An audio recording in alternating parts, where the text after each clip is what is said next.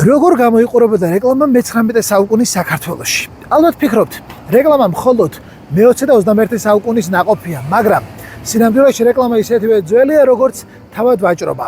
შეიცვალა მხოლოდ ფორმები. მოდით ცოტა ხნით დავიწყოთ თანამედროვე რეკლამები. წარმოიდგინეთ მე-19 საუკუნის თბილისი. არანაირი სოციალური ქსელი, არანაირი ტელევიზია. მაშინდელი მთავარი ინფლუენსერები და ინფორმაციის უალტერნატივო წყარო იყო პრესა. სწორედ ამ გაზეთების ფურცლებზე იბეჭდებოდა ეპოქის რეკლამები. რას ყიდნენ მაშინდელი ვაჭრები, როგორ ცდილობდნენ მუშტრის მოზიდვას. გაზეთებში ისეთ სარეკლამო მარგალიტებს წააწყდებით, თანამედროვე კოპირაიტერებსაც კი შეშურდებათ.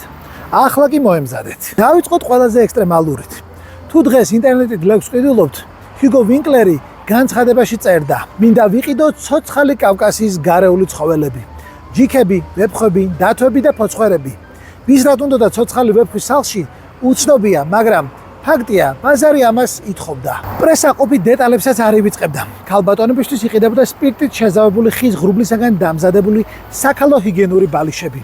მამაკაცებისათვის ბოზარჯიანცის ქარხნის საუკეთესო ოსმალური თამბაქო სასახლის ქუჩაზე.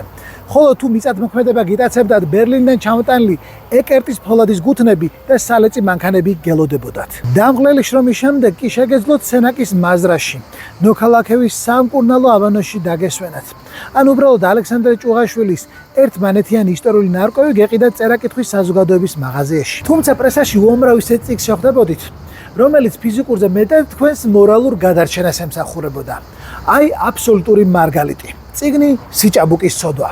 ეს იყო ფრიად საჭირო გამოცემა მათთვის, ვინც დასნეულებული იყო, ციტირებ, ონანიზმისა და თავაშრობული ცხოვრებით.